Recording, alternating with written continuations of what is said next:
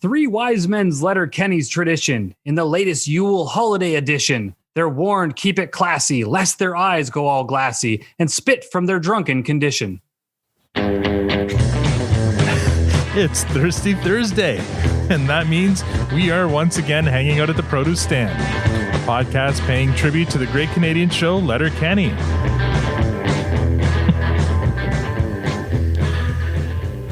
Now, I know what you're thinking. There are many other podcasts about Letterkenny out there, but this one always keeps it classy until midnight. I'm Al, your host, and joining me in the room as always is the lovely Tanya. And online we have the very jolly Victor. No squirrely Matt today. He's spending a birthday with his wife, so we had to give him the night off. But that's okay, because in his place we have, for her second appearance, she loves tweeting about Animal Crossing, Letterkenny, podcasts, and wine. She's a new teacher, and she's a patron, and she's a great gal. Please join me in making some noise for Eliza. Wondrous! Oh my god! Oh my god! Oh my god! Wait! Oh my god! Oh my god! I regret nothing! Welcome back to the produce stand, Eliza. Yeah, I'm so excited to be here. I'm happy I really know the soundbite bit by now, so I know when it actually ended. Yes. You were very patient this afternoon with Tyler on. He kind of jumped in a couple of times, and because he didn't know when it was going to end. But to be fair. Mm-hmm. To be fair. It is really, really long, and it's like almost to the point where it becomes uncomfortable after a point, but it's a funny uncomfortable, because you never know what's going to happen. It's kind of a Letterkenny uncomfortableness. Yeah. Like it kind of pushes it there, and then it gives you that satisfaction. Agreed. Satisfaction. Well, I'm glad everyone's energetic right now, given the day we've had, and given the fact that we are one person short tonight. Matt, he's spending the night with his wife, his lovely wife. It's her birthday today. Yesterday was Tanya's birthday. But again, we have Eliza. Who's going to be more than happy to fill the void. Eliza, remind us, where are you speaking to us from? I'm from Portland, Oregon. Very nice. Well, I hear Portland's very beautiful. Never been myself. Victor, have you ever been to Portland? No, but I hear they have a lot of trailblazers there. They must not have trains. Yeah, There's a lot of trails too. I've been hiking a lot lately. Yeah, we got a lot of trails around here too, and same with this whole pandemic. That's all we've been doing is hiking. That's all we could do. And I'm fearful to take a trail right now, because I'm like, where do I go to the bathroom if I have to there's no restaurants that are open right now. There's we're in another. You're in the bush. You gotta lockdown. Don't you know how to sit like Gail? Is that allowed, or is that considered like indecent? You're in the woods. The bears are doing it. You can do it. Well, yeah, there's a bear shit in the woods, I was going to say. And, Are you allowed to trailblaze? Like, get the things going? I think, that's what you have to do. Eliza, last time you were here, you had just gotten your first teaching job, or no, you were working at daycare, but you've got news now. Yeah, so last time I talked to you, I was a teacher at a child care center, working with elementary students on their distance learning. And now I'm actually in the classroom as a long-term substitute for a district. So I'm there for the rest of the school year teaching 5th and 6th grade. And I love it. That's amazing. Congratulations. Cheers. Yes. I mean, especially during a pandemic, to be getting a job and a teaching job, which they can't be hard. It was huge. It just fell in my lap and it worked out perfectly. Mm-hmm. And what grade are you teaching? I teach 5th grade English language arts and 6th grade math, but at a dual language school. Mm-hmm. So they learn the other subjects in Spanish with a different teacher. Oh, interesting. Oh, wow. They have that in Portland. That's amazing. It's like French immersion up here, I guess. Oh, it's very common out here. Yeah, It's super common in my area. It's really hard to find a job right now because I'm not bilingual. And all of the jobs around me require you to be bilingual. And I was really lucky that I was able to find this job. Even though it's a bilingual job, I was able to still get it. So were you like cramming by watching episodes of Dora the Explorer or whatever just to get your Spanish up? I have a background in Spanish. I can understand it. I just can't speak it. Right. So as long as you know your numbers, you can do that in math Spanish class. Yeah, and as long as you're able to teach English using English, then you're good to go. Mm-hmm. Yeah, there you go. But now I'm a little paranoid that my reads aren't going to be up to snuff. Although I'm hoping they're at least at a 5th grade level. So we'll see. Great. So. Yeah, you can judge whether he's smarter than the 5th grader today. Yeah, exactly. Man. I'm telling you, this online learning, and our youngest is in grade 2-3 split. And I'm like, sometimes she asks me questions and I just sit there going, oh man, I should get this. Why aren't I getting this faster? I'm like, wow. Okay, call in some IT help. All right. No, YouTube is the best resource. Just YouTube it. Yeah, YouTube exactly. Teach you how to do it. Tonight's lineup is going to be Victor, Tanya, Al, and our guest Eliza will have the last word. So how are you now? How was your week, Victor?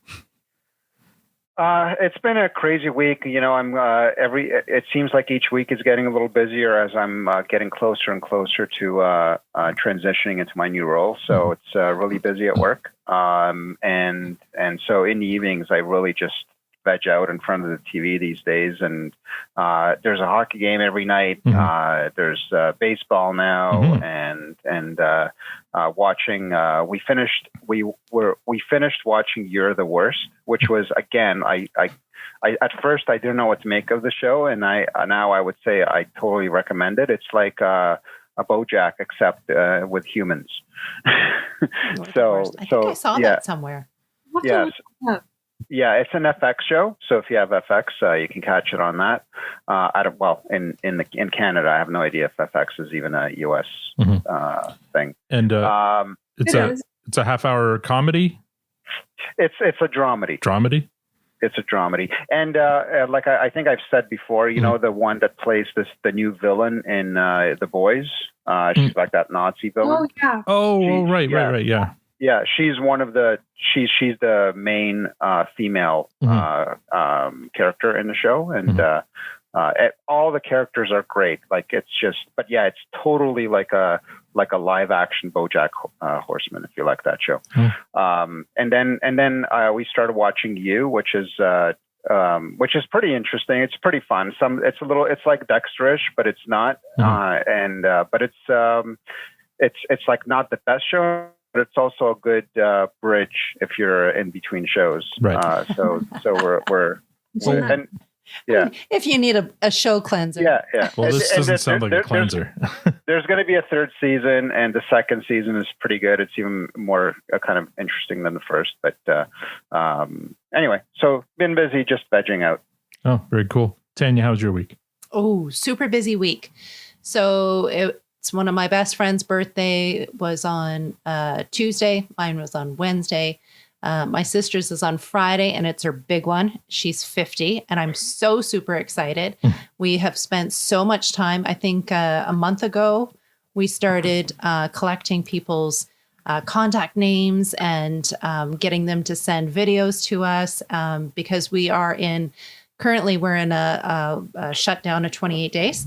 So we needed another way to try to find a way to pull everybody together and wish her a happy birthday. So thankfully, Alan has amazing skills and was able to put a beautiful video together and music. And oh my gosh, I've cried multiple times watching it, and I so can't wait to send it to her tomorrow. And I'm so excited about it. So. Busy week, lots of fun. And yeah. Oh, and the kids have been off this week too. We have our March break was canceled, and now it's April break. So it's been hectic trying to keep the kids entertained while we try to get some work days in. So it's been busy. Busy. So yeah, this week has been crazy for me because I've been working on that little video assignment. A little project. A little project that turned into a big project, as projects usually do. And then the Tyler, Tyler Johnston, that happened this weekend. I got that all happened really quickly, and I got a message from him this weekend, and it just it's like when he's like, he gave us a couple of days and said, Thursday would be best, but Thursday meaning we were going to have 2 podcasts because we were also having Eliza on tonight.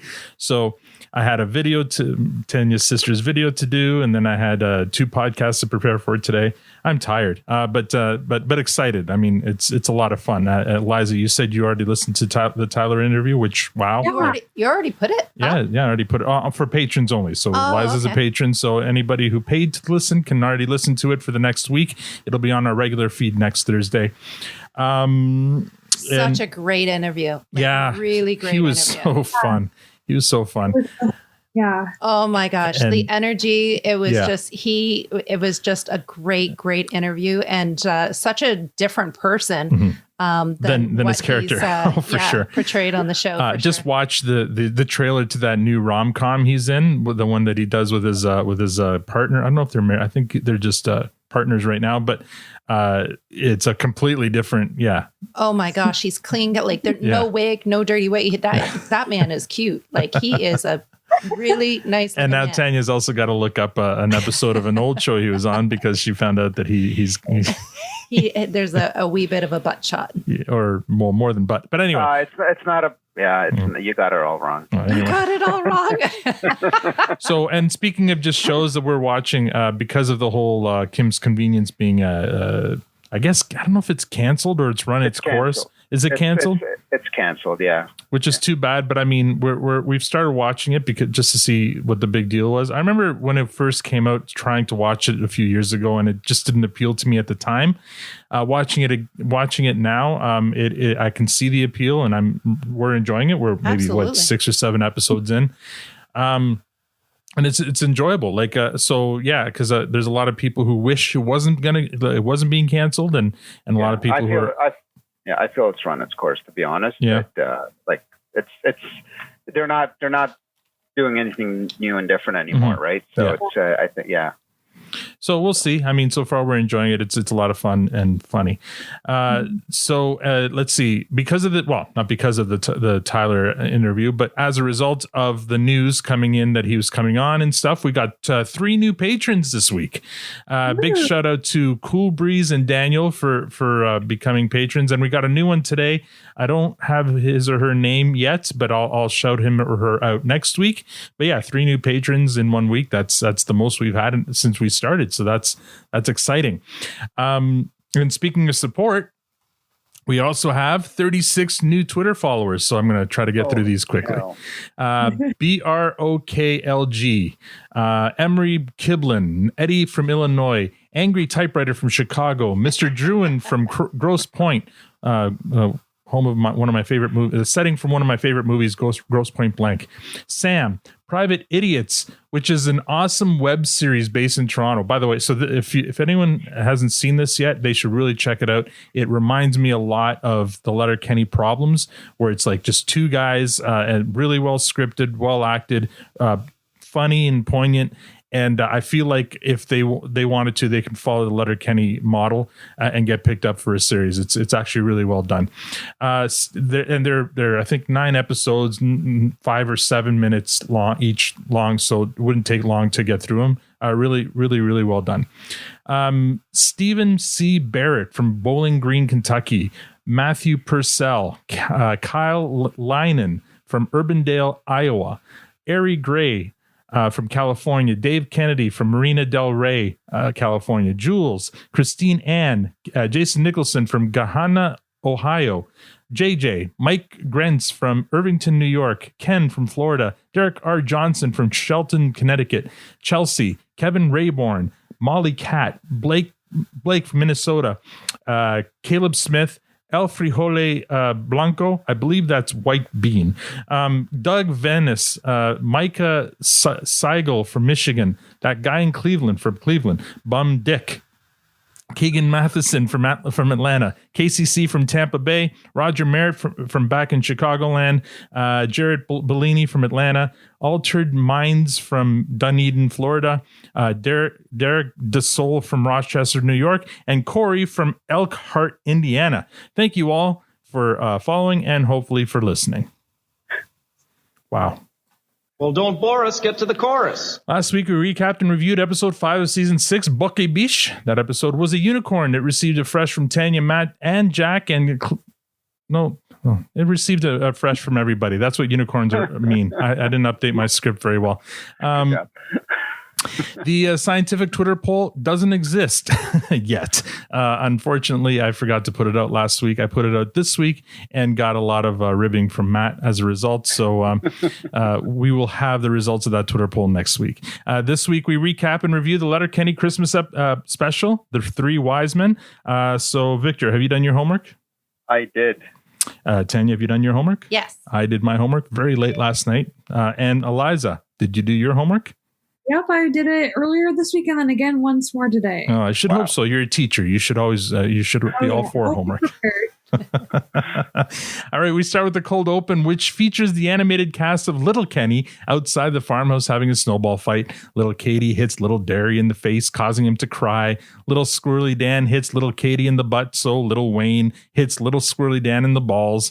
Little Derry takes a shot at little Wayne and misses, but that annoys little Wayne, so he jumps little Derry, and all the Hicks laugh except for little Wayne, and we cut to the theme. It was a very cute cold open. Victor, what did you think? I thought it was brilliant. Mm-hmm. I loved it. I loved every little bit of it. Have you seen the Letterkenny shorts yet?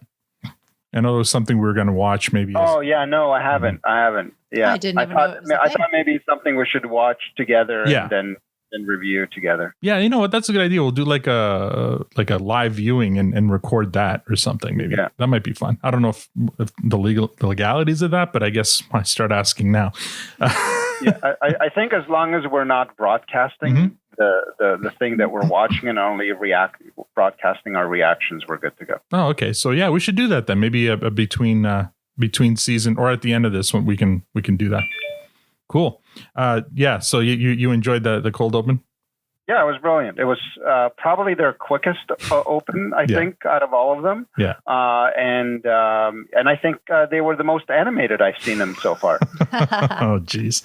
Yes, they were, in fact, animated. So, yeah, that's Little Kenny. So that's the kind of animation you would expect in those Little Kenny shorts. Yeah. Tanya, what did you think? How long are the shorts? They're a couple minutes, maybe 3 minutes. They're not very long. And there's only, 5 or 6 of them? Not even. I didn't even know it was a thing. You can watch the whole thing in like maybe 15 minutes. Yeah, it's pretty quick. They're short, but they're fun. So is this taken from that, or is this put in the shorts? No. This cold open, I think was not. I think I've seen them. This is a one-off, but they're just above the knee. Anyway, what did you think? I thought it was cute. Like the animation kind of mimics a lot of great Christmas movies and stuff, and kind of frames it in that era. And it was cute. Yeah, wait till you see the shorts. The voice acting is actually quite cute in those. I liked it. I mean, it's short and like to the point, and fun Christmas themed Christmas music, and I'd never seen the Christmas special before. This is my first time watching it, so it was unexpected, but a lot of fun. What about you, Eliza? I also really enjoyed it. I really enjoyed the Letterkenny series, and I was really excited when I first found it. Yeah, so this was just kind of like a little Easter egg, like thrown in there. Like if you know about Letterkenny, you're really excited about this. Yeah. Without knowing what Letterkenny is, I thought it mimicked a lot like Mrs. Brown Boys. That's where I was going with it first in my head, and then then the Christmas.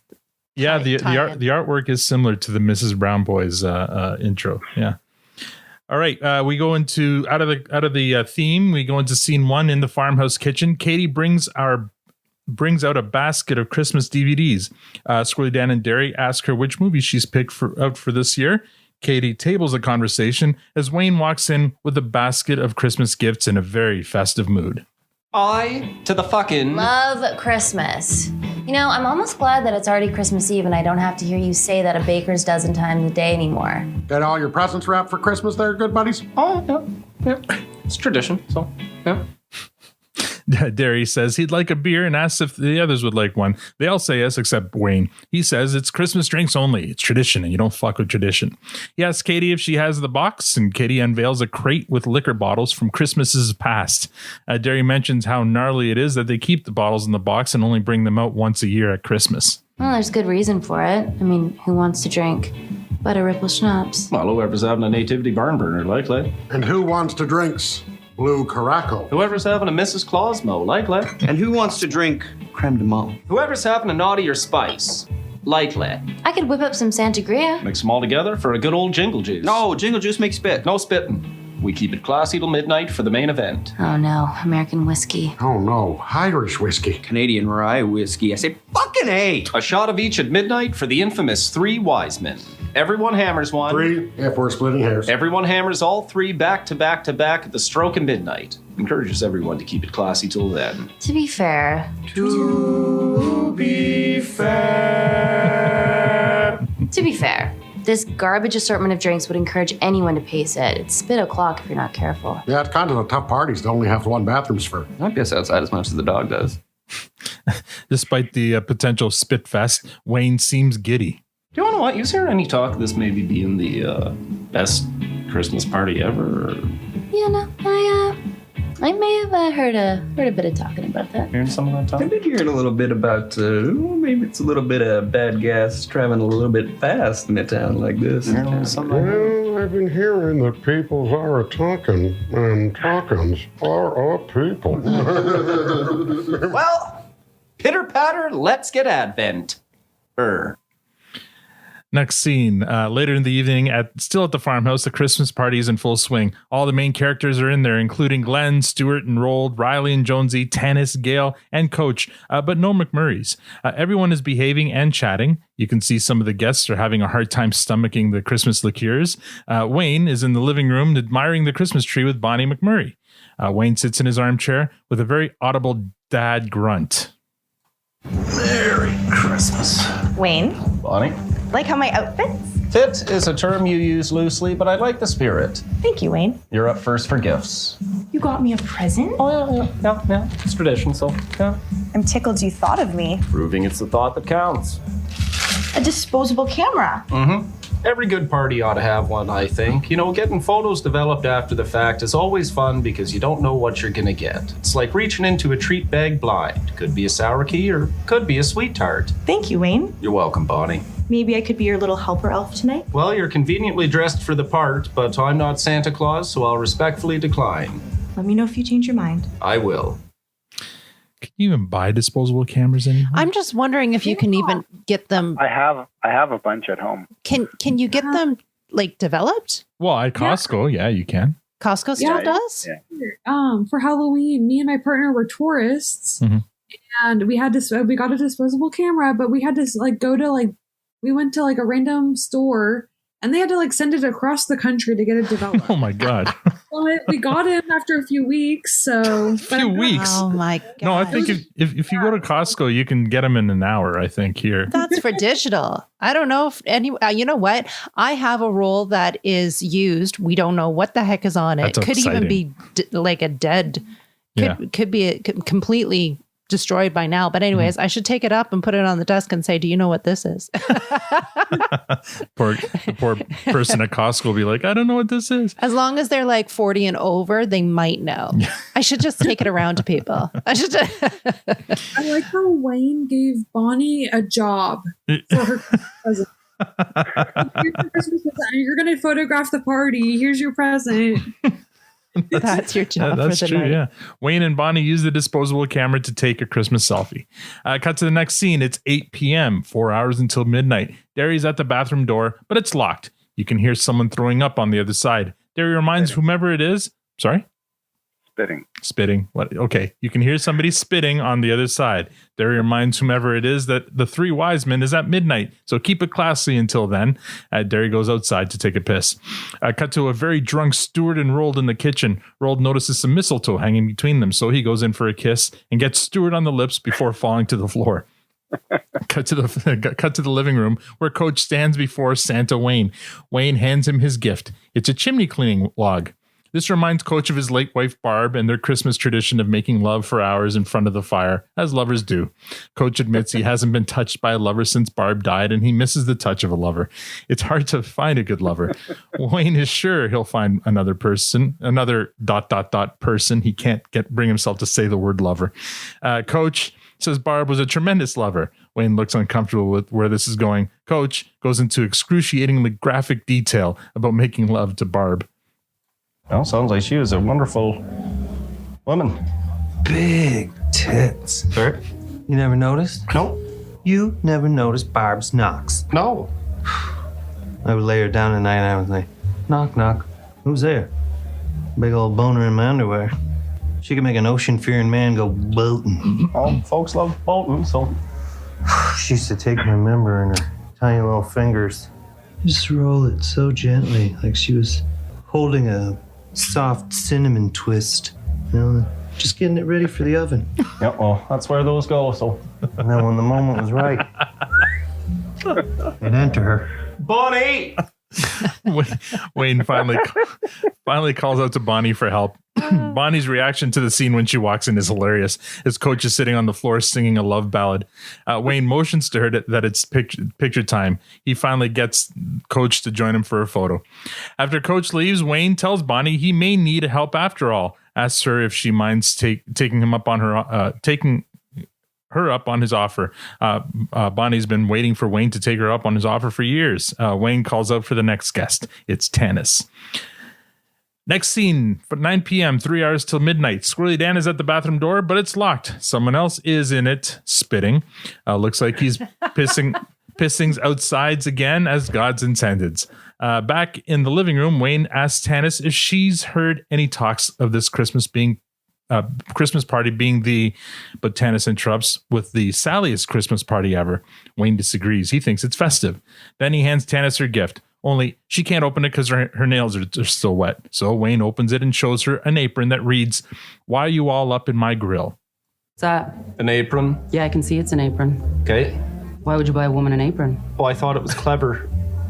The text. What do I look like, my Duda? I've not had the pleasure. What was the runner-up to that? Vacuum cleaner bags or something? Oven mitts? Oven mitts? Yes, they said hot stuff coming through. Might as well just said get in the kitchen and cook my dinner, woman. Well, that's not clever. The text. You know you're sending a really chauvinistic message there, bud. Well, it's not what I meant. What'd you mean then? Meant to say you're a good fucking cook. But you don't like dudes hanging out around your grill while you're cooking, so I thought it was clever. The text. Done being a cow now, or? Yeah. I'm sorry, boo. I'm a little sensitive sometimes. It's all right. Everybody's a little bit sensitive these days. Fuck. I know, right? So fucking gay. Wayne winces at the last comment. Tanis seductively moves in on Wayne and asks if there are any strings attached to the apron. They're interrupted by Bonnie, who quickly snaps the photo, coldly wishes Tanis a Merry Christmas, and yells out for the next guest. So well done. Bonnie's pretty funny in this episode, actually. And I love how Wayne calls Tanis a cow, and she just takes it. You can call her a cow. Just don't tell her to get in the kitchen and cook. Don't give her an apron, apparently. That's right. Next scene. It's 10 p.m. now, 2 hours till midnight. Gail is at the bathroom door, now banging on it as someone can be heard spitting on the other side. She reminds whomever it is that it's a marathon and that the three Wisemen are at midnight. She storms off outside to practice her wall sit. Cut to the kitchen. We have Tanis and the Skids chatting. Katie suggests they watch Rudolph. Tanis objects, citing the fact that Santa was such a dick in that movie. Roald adds he was a racist too, which he has no time for. It's nice to see Tanis and the Skids getting along after the whole fuss in the backbush episode. Katie doesn't get why Santa is a racist. Did you just call Santa a racist? The landscape's not the only thing whitewashed at the North Pole. Yeah, and then Santa tells Rudolph that his nose makes him sick and then makes him cover it up. Clear sign of prejudice, Katie. Guys, it was a different time, it was made in the 60s. Right, Coach? How old do you think I am? And how long can society keep making that excuse, Katie? Yeah, and the mental abuse. Physical, too. One is rarely far from the other. And then Santa has the Timbits to ask Rudolph to guide him around the whole world to every fucking house. Rudolph got to guide Santa's sleigh. I mean, that's all he ever wanted. That's not all he wanted, Katie! What else did he want? Reparations. You know what bugged me most about that movie? Is that the elf's biggest dream was to become a dentist. Not a race car driver, not an astronaut, but a dentist. Pull your finger out of your ass, fucking elf. Highest suicide rate of any profession. Christmas cheer just hitting a real fever pitch now. Just then you can hear Wayne calling out for Gail. Cut to Gail in the living room. Wayne wishes her a Merry Christmas and gives her her gift. It's a picture of Uncle Eddie to hang in the bar. Uncle Eddie. You know what? He's not your uncle. So I don't know. Maybe you'd stop saying that on account of you taking him down once, you know? I lied. It was more than once. Oh, Jesus. Jared Care fetish ain't nothing to be ashamed of, Wayne. Young is fun, but old is bold. Face like an old road map. Didn't mind those dentures either. Wish I could pop mine out like that. Oh, bother. Uncle Eddie. He's not your uncle. I was on his naughty list his last year. He spanked me with his cane like the bad niece that I am. Christ's sake, Gail, he's not your... Wait. Was that part of the whole... Never mind. Bonnie! Bonnie comes in and snaps a picture of Gail twerking in Wayne's face. Next scene. It's 11 p.m., 1 hour until midnight. Stuart is outside the bathroom. Once again, you can hear the retching on the other side. Cut to the living room. It's Glenn's turn. He's playing the didge for Wayne. Kudos to the prop department for this visual gag. There are 2 Christmas baubles and a wreath at the end of the didgeridoo that Glenn's playing and simulating, well, you know what. Glenn. I missed the D again. Oh, no. I didn't see that. There's 2 Christmas balls in the wreath. See that. Come on. Oh, my God. I can't read and watch at the same time. You know what? That's fair. Okay. Watching the episodes twice needs to just be a thing. Yeah. Watching twice. Yeah. Okay. You should watch them. Once for the visuals. All right. That's a good point. Good tip. point. Yes. Pro tip right there. Thanks a lot. The pro tip. From now on, always assume that there's D somewhere in an episode. D comes up later too, and it's hilarious. I can't wait till we talk about it. Glenn offers Wayne a turn for a toot. Wayne turns him down. Glenn's a little sad because he had a sermon all cooked up for tonight, but the church elders voted to have a guest minister instead of him. Wayne offers Glenn his gift. It's a pitch pipe for Glenn and his band, the Salty Treats. Glenn informs Wayne that the band broke up on account of one of the treats hooking up with another of the treats' sweeties, and they stuffed each other's stockings. So that was it. You're adorable, but why would you give me a pitch pipe of all people? Me, who was blessed by the Lord himself with perfect pitch to aid in the delivery of his message. Listen. Meh. Meh. Meh. Oh. Spirit of Christmas. It's now inside of me, Wayne. Oh, can we celebrate with a song? No. Oh, what about a song? No, thank you. A hymn for him? Glenn, why don't we just do a photo and we can keep this rig rolling? Okay. Glenn sits on Wayne's lap for his picture. Cut to the bathroom door. Riley is about to knock, but Jonesy comes out. He's had a spit, and Riley is about to do the same. But Wayne calls out for the hockey players, so Riley will have to wait to spit. Wayne gives Riley and Jonesy a framed collage of their Shamrockettes championship. Winning a ship brings pride and togetherness to a community. Now, you've all made us damn proud with your work with the Shamrockettes, and this is so you'll never forget it.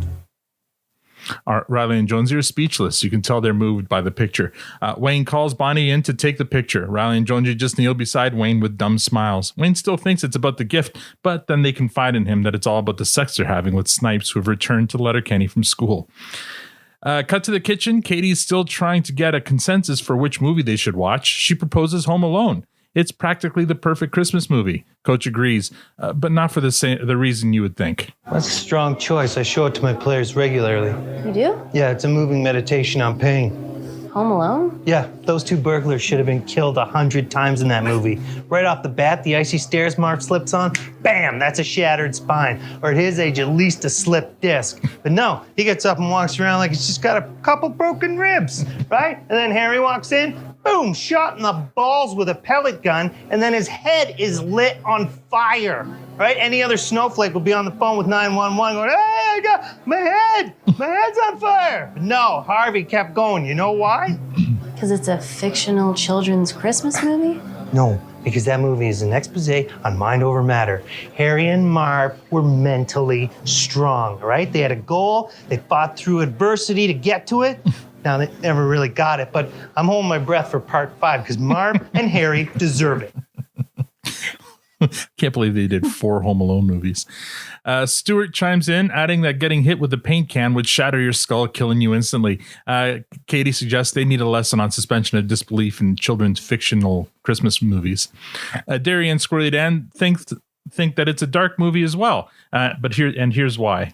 What in the McAllister's house had any true value? Did you see what they were stealing from the neighbor's house? Cutlery, candlesticks. They weren't going after the big get. It was never about the big gets. Harry and Marv hate themselves. That's why they kept going into the house. And volunteering for pain. Gluttons for punishments. Very real, very serious, mental disorders. And treatable ones, too. Of course, the first step being you got to ask for help. And for many people, that's the hardest steps. You're saying they subconsciously wanted to die. On account of their traumatic childhoods, most likely. That's why they hated Kevin McAllister so much, because of his privilege. Which I sure have no time for. Harry and Marv's are probably still out there as today's.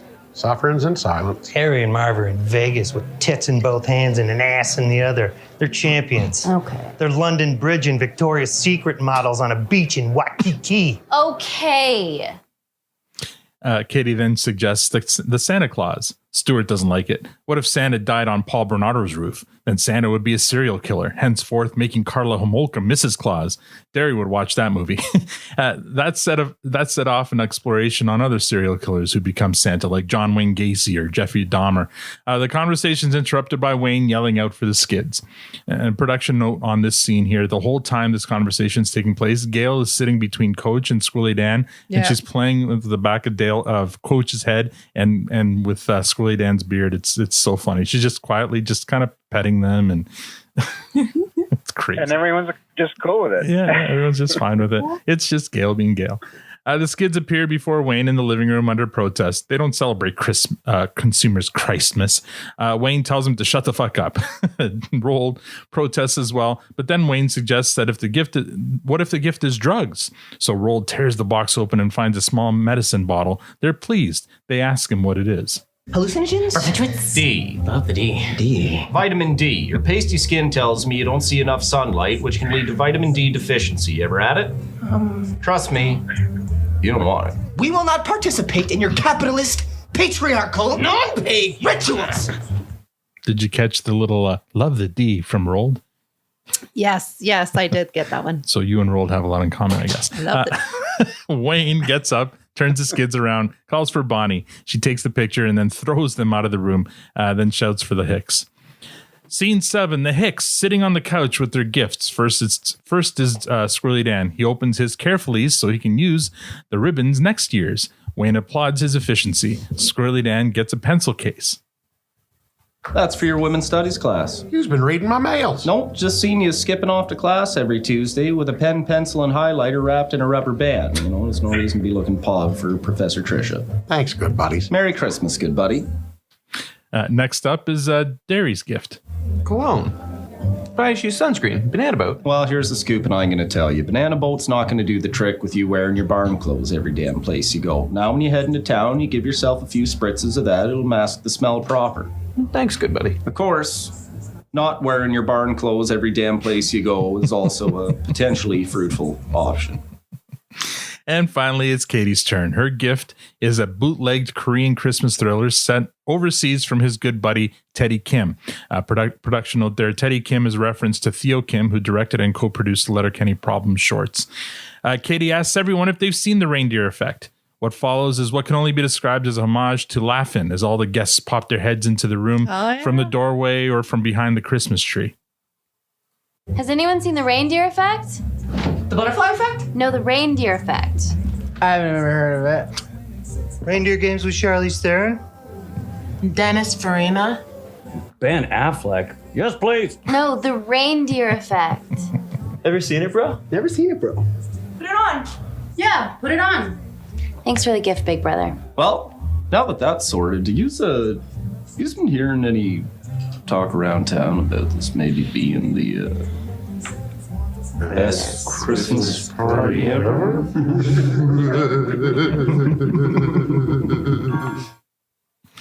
The clock strikes midnight and everyone gathers in the kitchen for the three wise men. Now, we honor the tradition of the three wise men. Oh no, American whiskey. Oh no, Irish whiskey. Canadian rye whiskey. I said, fucking A! You just want to know what Christmas is all about? Here's what Christmas is all about. I'm going to tell you what Christmas is all about here. Christmas is all about coming together with friends and family and putting your squabbles aside for a little wee bit. Oh. And that, friends and family, is why I, to the fucking... Last time, right? Last fucking time, fuck. Love Christmas. Hear, hear. Three wise men. They all take 3 shots with decreased enthusiasm with every shot. After the third and final shot, every single one of them looks like they're about to hurl. Now, let's all have a spit. And we fade to black. All right. That's the episode. Victor, what are your initial thoughts? Yeah, my thoughts are festive. I and by the way, Eliza, I noticed you haven't been laughing at my dad humor today, but oh, that's better. So I thought that it was cute and on point throughout the whole episode. It was exactly what it was meant to be. Mm-hmm. I enjoyed it from beginning to end. I was engaged. I didn't need to second guess myself in terms of what the heck is going on. So it was easy to follow this time around. Mm-hmm. I don't think that Tanya will misunderstand or what was in the jar or anything like that. Wow, shots fired. So you've been shooting shots every day, all day today. You feeling punchy there, dude? It's a release. It's a release. You insulted Tyler's hockey team, I did. Oh my gosh! I have to keep the straight and narrow during working hours. So this is just this is your release. Yeah. That's right. So casualties will be had. Yeah, it was good. I really had a good time watching this episode. Mm-hmm. All right, and Tanya? I think we need to take a Twitter poll on who uses the reference of spitting. Mm-hmm. I have never heard of puking being referenced as spit. So I want a Twitter poll on baby that. Spit up. I mean, it's the same. That's the spitting up. No, I'm with Tanya on this one. I've never heard of... Yeah, even though I corrected you, I'm totally with Tanya on this. I've never heard of puking as spitting. Puking, vomiting, being sick, but never spitting. I've not heard of that before, so I don't know if where that's coming from. But anyways, with all of the COVID happening and watching their Christmas party, I felt like a little like, oh, I can't wait to have the same thought. People in a room together and to have that again. Like I then just kind of had that wandering moment where I started thinking, oh my God, who are we going to have over? And like, just, it just kind of brought this whole COVID stuff into my mindset. Mm-hmm. Anyways, the Coach and Gail, another great example of Letterkenny taking, a very uncomfortable, like, and just pushing that uncomfortableness to the edge. And then just there, and then releasing it. Like, it's just taking it to that point as like, oh my God, like, where are they? How far are they going to take this? And then there you go. Gail and Coach never, ever let us down with taking things too far. I feel like your Gail tolerance is up now, because it is. If this happened in season 1, you would have hated it. Yeah, I really want, I would love to, I should really do it on my own. I want to do, I want to see who she is, like, outside of being, look her up. Like, she's completely, obviously, hopefully completely different person than her character. She was on a pretty, I forget the name of the show. Linda was just telling me the other day, she was like during I think that season, she was on another kind of, pretty high spotlight show. And I'm sorry, I just can't remember it. And it's, totally complete opposite as an actor. Yeah, she's a serious actor. Like, and in fact, I don't think she's on any social media. Like, I think I've tried to find her like on Twitter and Instagram. I can't find her anywhere. I don't think we'll ever get her on for an interview. Unfortunately, she likes privacy. Yeah, I guess so. It's just kind of funny considering the character she plays. Her character is so loud, like so out there. Mm-hmm. Okay, so I want to make another point. Love all the movie references. Love them. And all of the conversations that they've had, I swear we've had. The Rudolph the Red-Nosed Reindeer movie, and how inappropriate it is nowadays, almost to the point where I'm like, should I be showing this to our children? I'm like, it is a little Santa just goes too far. Anyways, and Home Alone, like I never understood why that was a Christmas movie. Like if you gave that any other title, like or took it out of the Christmas context, absolutely terrifying. But you can't. Like it's a Christmas movie. It takes place during Christmas. I never understood how that was a child's movie. Like here are people breaking into your house repeatedly. And it was the 80s. It's a comedy. Yeah.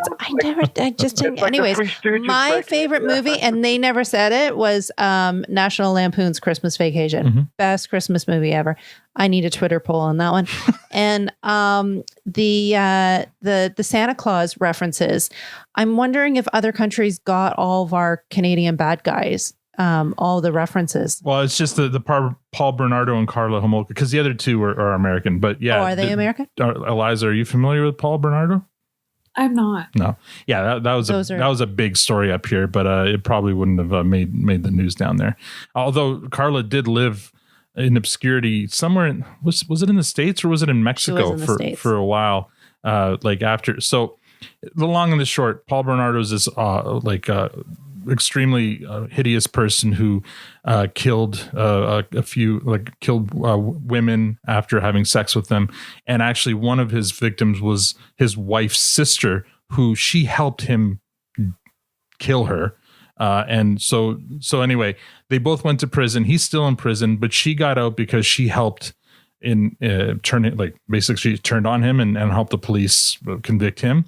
So she's been out now for a while and living basically in obscurity. No one, like she was in the States somewhere living a peaceful life. I think she even got remarried with kids and stuff. Yeah. It's a disgusting thing. And killing was the least offensive thing that he did. Yeah, for sure. And now I think she's back up in Montreal or whatever, but she's trying to under basically a different name, different identity.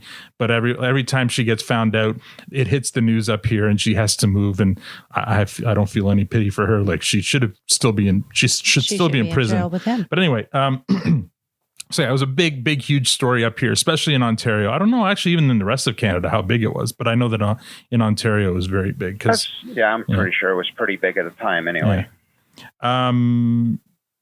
Oh, it's my turn. Okay, so were you done? I'm done. Okay, yeah. This is fun. This is a lot of fun. I always like the episodes where everyone comes together, and literally everyone was in this episode except for McMurray and Mrs. McMurray. But they were represented. They were represented there by his sister, sure. But yeah, it's too bad. I think it would have, although they crammed a lot into this one episode, so I don't even know how they would have been able to fit them in. Yeah, and everyone was doing their best impressions of themselves.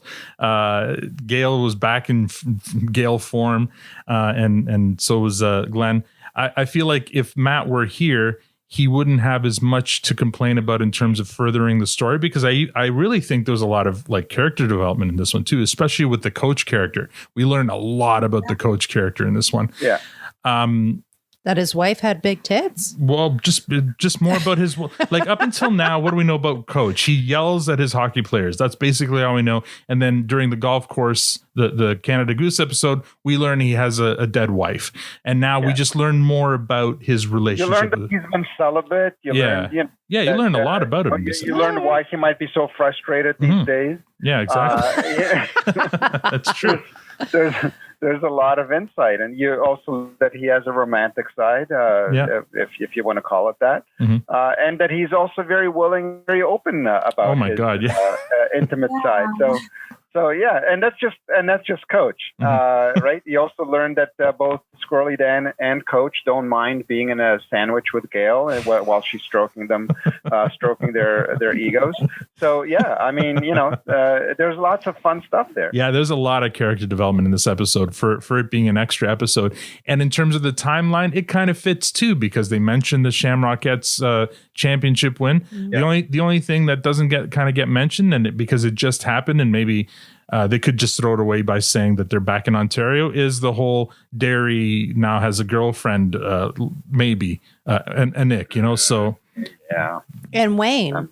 And Wayne, that's right. So that's the only kind of part that doesn't kind of line up with. I don't know. Nothing was confirmed in that episode. When, there was when Tanis asked about the strings on the apron, and Wayne was like, "Nah." Yeah, so he turned her down. So this is definitely after they have the breakup, but maybe before Bucky Beach. I don't know, because there's no mention of the either French girlfriends. And you're right, nothing was confirmed. But I mean, it was pretty loudly professed by a Nick that she's in love with Derry. So and look at her and look at him. I mean, if I'm him, I'm holding on to that for all dear life. All right, sure. Eliza, what are your thoughts? I also really enjoyed this episode. I feel like a lot of sitcom Christmas episodes, they follow a very familiar plot line. They'll take a normal, they'll take a Christmas story or something and incorporate it into their plot line, which I really liked that they strayed away from that. They did something that was different that not a lot of sitcoms did, where they just did just a simple Christmas party. I really liked how they used repetition in this episode, with the that was really fun to me. I just thought it was a really feel good episode. I really enjoyed it. And then I really liked. I always love the skid scenes. I don't know, they're just my favorite scenes. And when they went in to get their gift from Wayne, when Roald was opening the present, Stuart never once looked at Roald. He's just his eyes were straight forward. Yeah. And they were like, "Oh, you shouldn't have." They were he just saw it from his peripheral vision. But I thought that was so funny. Yeah. I rewatched it. So I thought it was I really enjoyed this episode. Yeah, there was a lot of repeated jokes in this one, like in terms of the anyone hear that this is the best Christmas party ever? So that was repeated a bunch of times. The whole scene at the bathroom was repeated a bunch of times. Obviously, the gift giving was repeated a bunch of times. And then the homage to Laugh-In, that was kind of cute and different for Letterkenny. You don't see that kind of thing. This whole episode had a different kind of look and feel to it, and I'm wondering if it was a different writer. Actually, I'm going to look that up. And I think this was it must have been in not the house anymore, because one of the shots is from the stairs, but it's further back from the stairs, looking at the two rooms. Yeah. Looking at the kitchen and then the eating area. Yeah. And it was set much further back so we than learned, what they've ever done before. Who told us about this? Was it Awesome, or was it one of the cast members said cast member, I believe. The farmhouse kitchen was on a sound stage so that they could shoot better on it, and you could tell because in that one there, in the first season or so, that kitchen was too narrow to have some of those shots. They kept on feeling bad. I believe it was one of the interviews that we did, and we're told that it's a working farmhouse, and that they rent it from the homeowners, and then they made their own stage for it. So you could tell in that one there that was a different kitchen set. And I just looking it up right now, and this one's written not by Jared Kiso or by Jacob Tierney, but by someone named Sonia Bennett. So there you go. It's a completely, I don't know if she's written anything else yet on this one, but it kind of would account for the bit of a different feel in this one, I think. Yeah. Which is great. It's welcome. And I really enjoyed it. Well, there wasn't the word, the words didn't go so fast where you're trying to keep up with it and figure out what it is that they're saying. Yeah. You didn't really have to look anything up on this one. Yeah, there's a whole lot more storytelling in this one than the verbal kind of jousting for sure. What did what did Anna call it? Jazz, kind of like the riffing on each other on these different themes. This was different kind of storytelling for sure. Did you have any other comments, Eliza? I think that was it. Yeah. That was Okay. I really liked it. Yeah, let's go to ratings then. Victor, what would you give this episode? Oh, you'd have to be a complete Grinch to give this anything less than a fresh. I love it. Okay, Tanya, what about you? Yeah. Are you a Grinch? No, there was nothing wrong with this one. Absolutely. It's a fresh. Yeah. And I mean, I agree. This is a fresh episode. Is it my favorite of the holiday episodes? It might be, actually. It might be. Halloween was my favorite. Now, I think this one may have taken over my favorite of the holiday episodes. And Eliza, you are acting on behalf of Matt here, so no pressure, but you get to decide whether this one's a unicorn or not. I also gave this one a fresh. All right. Oh my god. Background. And Victor has turned his background.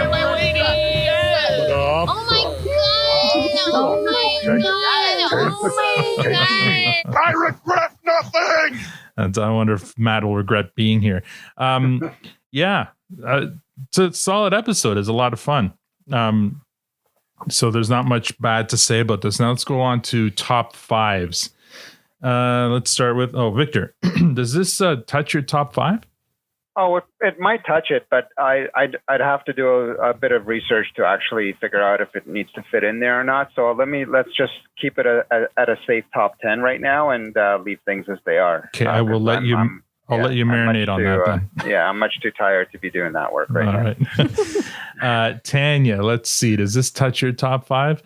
After making a huge point to Tyler today that Fart Book is still in your top five, will this push Fart Book off? No. This is when I started understanding the skits. I appreciated them. They had value, not just like a strange dance scene on the side. No. Well, and now it doesn't hurt. On. It doesn't hurt that you think that the Stuart's kind of cute too, right? Oh my gosh, yes. Absolutely. Fart Book stays on. Now that you know that's not his real hair. Yeah. And that's not his real hair. Oh my gosh. Yeah, no, it stays on. And I'm not pushing anything off. No? So all right. I'm looking at my top five here, and you should do a holiday list. I could. I mean, so far we've had 3 holiday specials, so maybe we should have like top holiday list. 4. I think there's 4. We had Easter. We had Halloween, and now Christmas, and St. Patrick's Day. St. Patrick's Day. Yeah, you're right. So 4. All right. Well, maybe we'll table that one. For now, it's not going to touch my top 5, just because my top 5 is really, really solid. And I can't see which one it would knock off. Eliza, don't expect you to rhyme off your top 5, but maybe talk about some. Oh, you have them. All right. She's a teacher, of course. Hey, she this has is not them. this is not her first rodeo. Yeah, you're right. Okay, go for it. Hit me. And I based my top 5 on what you have reviewed so far. Oh, perfect. Nice. Wow, you are just you're on it. So on. Some might think you're a scholar or something. So at number 5, I have Letterkenny Talent Show. Mm-hmm. Oh, good one. It's on mine. Number 4, I have We Don't Fight at Weddings. Oh, yeah. Number 3, I have Sled Shack. At number 2, I have Puck Bunny. Interesting. I realized that these were not some of yours. And then number 1 was A Fuss at the Golf Course. Oh, that's a great one. Of course, yeah. Wow, Matt would take issue with your with one of them for sure, and that's the wedding one. I know that he had some strong concerns about that episode, and I do concur with him. I agree with him, but not to the point that he would completely berate the episode. But but that's fun. I like that list. Yeah, that's I like it too. It does differ from some of what we have. So we always like the differing opinions. Puck Bunny is interesting, and so is Sled Shack. Any kind of specific things you like about those two? With Puck Bunny, it was specifically the Katie and Angie dynamic. The interaction, yeah. That, I think, made the entire episode. I so enjoyed that. And then with Sled Shack, I'm trying to remember now. I made my list like a few days ago. Right. Was that the sashimi episode? I think it was. Sashimi? Yes, yep. That's exactly why. Yep, exactly. Yeah. Very It's good. really, he made that episode too, so I really enjoyed that one. Okay, time for the Postage.store MVP. Victor, who's your MVP for this episode? Oh my God, you got to give it to the three wise men, I think. What? Really? That's a cop-out. Come on. Wisemen. The whiskey? No. No, because the spitting was like the whole thing that tied throughout the whole episode, right? Really? And it's like everyone had to pace themselves just to get to the end. So And what then you're at the talking end, about, Victor, is the theme of the episode. It has nothing to do with the MVP. Theme. Come on. That's not a person. Oh, come on. All right. Boo. What did you think about Glenn or No. I mean, it's so hard, right? Bonnie, It's like trying to pick a Wayne. favorite. It's hard, right? Because you had everybody there except for the McMurrays, Mhm. and it's like trying to say who's your favorite child. Like they were all so good. I almost feel like one of my funniest scenes for me, the thing that made me laugh most is what I've already called back to, and that's Gail just standing there in silence, caressing Coach and Squirrely Dan while they're having those mundane conversations, which is the thing that Tanya is missing so much. Yeah. For me, I would say, it's like she came out of the dugout and she saved the game. Okay. So I really liked it. So three Wisemen or Gail? I'll give it to Gail. Okay. There you She's the go. one That's better. typically serving the three wise Pick men. a child. That's Barry. All right. Yeah. Gail, awesome. Tanya, who is your Postage.store MVP? Oh my gosh, it is hard. Like Victor said, I'm gonna give it to Wayne. He was the one that was doing the gift giving. He was the one that was trying to keep everybody in check to get to the old wise men, and he was the constant that was in with everyone, calling people in. So he has the show for sure. Okay. Yeah, well, that makes a lot of sense. He has a lot of time there. I'm going to go off script a bit here. I think I'm going to give it to Bonnie because I really thought... Of course what you Matt would are. have chosen. No, what? Matt? I don't know. She was I could have predicted. Okay, they gave her a lot to do a lot more to do in this episode than usual. And some of her reactions were subtle, but really funny. Like when she walks in and looks so bothered with the coach scene, that's hilarious. And Tanis. Exactly. When she dismisses Tanis really quickly, I thought it was fun. I mean, it could have been given to anybody because everyone had a chance to shine in this episode. But because Bonnie, for the first time, I think this is her coming out episode in terms of stuff for her to do so far. I can't think of what the whole Pretty good in the hot tub. In the no, I'm thinking the Dragon's Den. She was the host. She was introducing the segment. She was the host. She was fine there always too. calling back to him. And the other one too, where she kept on changing her outfit. She was interacting with, with Wayne all that time. She was eye candy in that. She was just being literally trotted out for people to look at her. And this one here, she's actually doing something. She's actually acting and actually being funny. I thought she was really funny in this, so I'm going to give it to Bonnie. Liza? And she took pretty good pictures as well. Yeah, yeah. I don't know if that's her, but anyway, Eliza.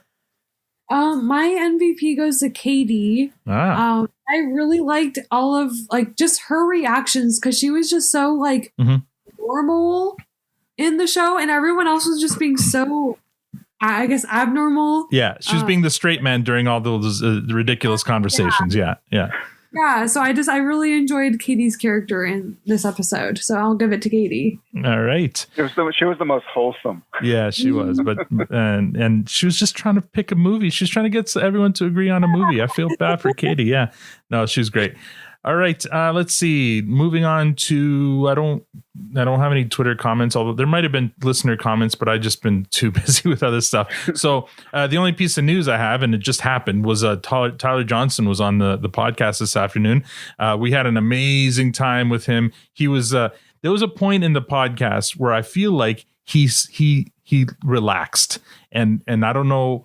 I think he came in when we started it. He was treating this like any other kind of quote unquote media interview and not being guarded because he was giving us good answers. But there was some point where it felt like, oh, and then he just kind of relaxed. And we even like, cause he'd given us a hard stop, and then, we were able to, we got an extra 10 minutes with him, which was great. He even got up and grabbed a beer in the middle of it, which was like Vodka. awesome, or vodka. Right. He was going for beer, but he came back with vodka. So it's like, I think he felt like, oh, this isn't like a, stuff. I don't know. It just felt like he let go, and it was more like a chat like we usually have on the podcast. So I really appreciated that. And for some reason, it just made it so fun. Mm-hmm. Eliza, you said you listened to it like before coming on tonight. Yeah. Because you're a patron, you got to listen to it. What did you think?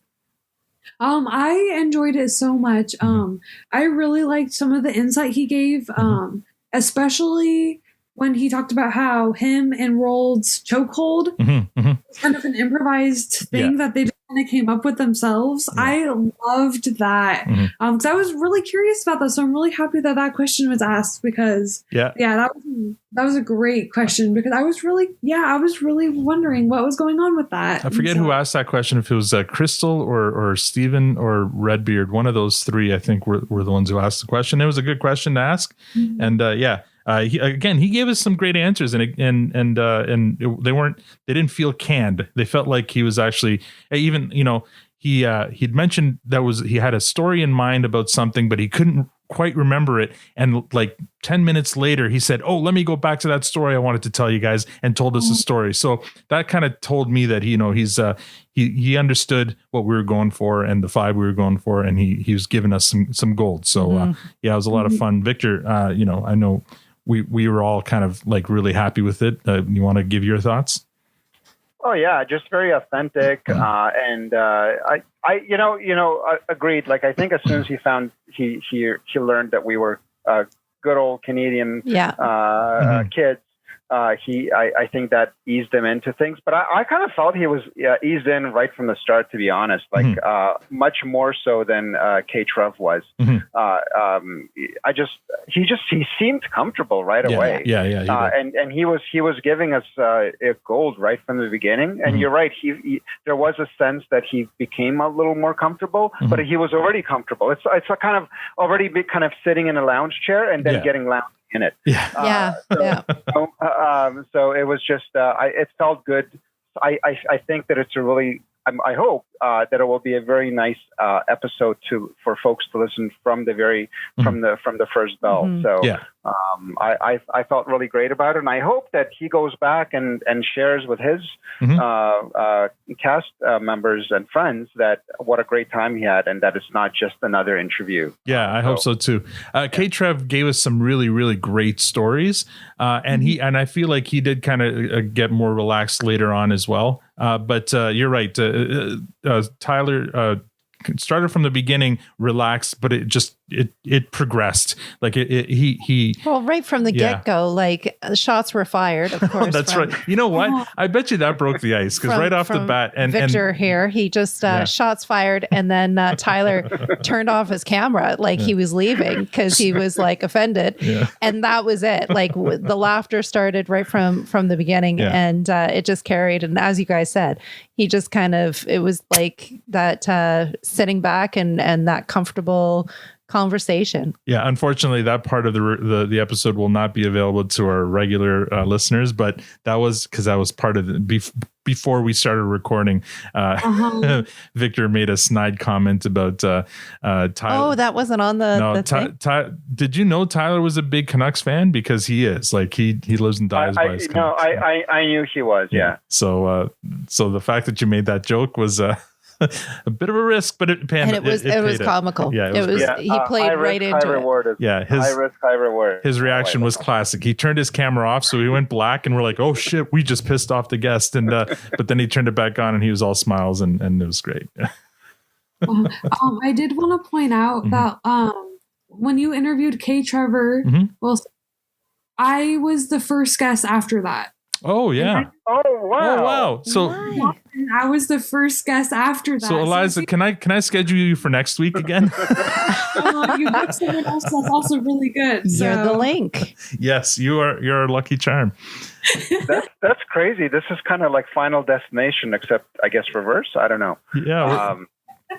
We're gonna book you every other week now, Eliza. You're now the every other week. Yeah. I can do that. Tanya, what did you think of Tyler? Yeah. Fantastic. Like really, really so much fun to chat with him and hear his stories. And it was comfortable. It was just an enjoyable conversation. And it was really great. Yeah. There's always a little bit of nervousness leading up to one of these because you're taking some of their time and their time is in high demand.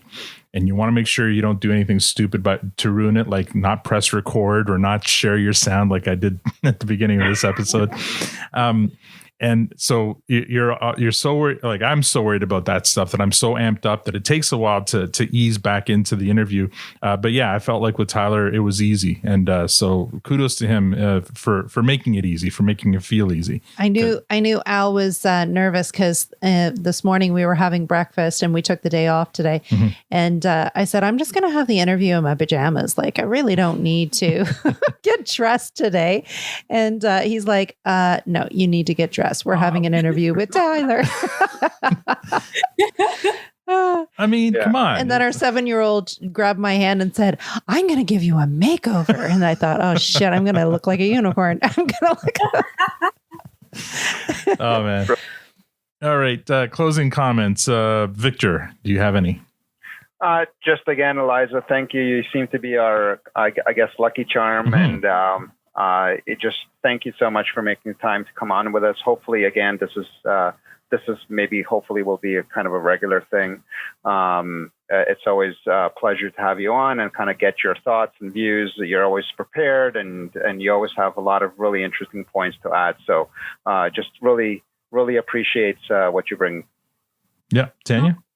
Absolutely. I agree with Victor 100%. I love your points of view. I love listening to how you see things because it gives me a different angle to look at it. And I appreciate that about you for sure. And you're our lucky charm for sure. Like we need to, as Alan said, we need to bring you out at least once a month, if not every other week, and share your time more. Congratulations again on your job, and thank you so much for coming out tonight and spending some time with us. Mm-hmm. Cheers. Yeah. So they've already. I'm going to echo what everyone said. Thank you. I mean, for being a supporter, for being a listener. You've been there, pretty early on with some of our DM group members and one of the first patrons and one of the first, I think you were our first guest listener. Yeah. So, you're our first everything. So, and you know what they say, you always remember your first. Thank you for that. We will be sure to book you in again. Let's chat about what the next episode you want to do is, and let's not make it too far out so we can make sure we have another cast member on after or before. What are your thoughts or your final? Yeah, thank you so much for having me. This is such a blast. Like, honestly, so fun. Just a great way to spend my Thursday night, Thirsty Thursday. Yeah. It's just a great time. I enjoy Letterkenny so much, and I'm so glad and thankful that there are other people in the world that also love and adore Letterkenny as much as I do and get as much enjoyment out of it as I do, because it's also just like through the pandemic alone, it's just been such a light during this pandemic. So I'm really thankful for the show. I'm really thankful for you all dedicating extra time for the show and dedicating time for this podcast and just adding so much more content about Letterkenny to the universe. And I love it. So thank you all too. That's great. Thank you so much for those words. All right. I'm going to play us off here. I couldn't find any music from this episode. It was all Christmas music anyway. So I'm going to play us one of my favorite songs from a previous episode. This one's called I Want to Go by Summer Heart. So let's get this one going.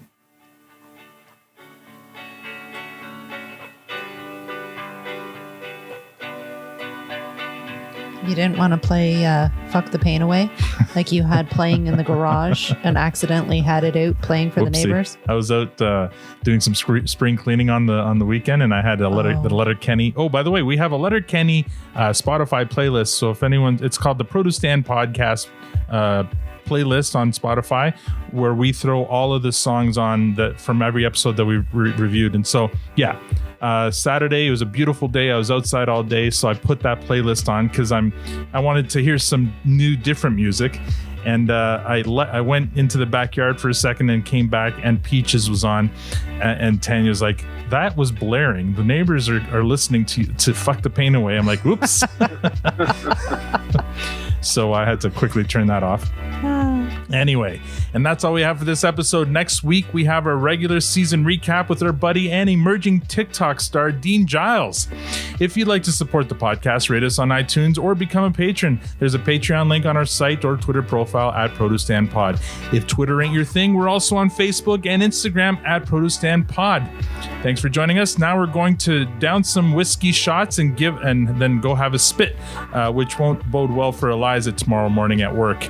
On behalf of Eliza, Matt, Victor, Tanya, and myself, thank you for listening and have a great week.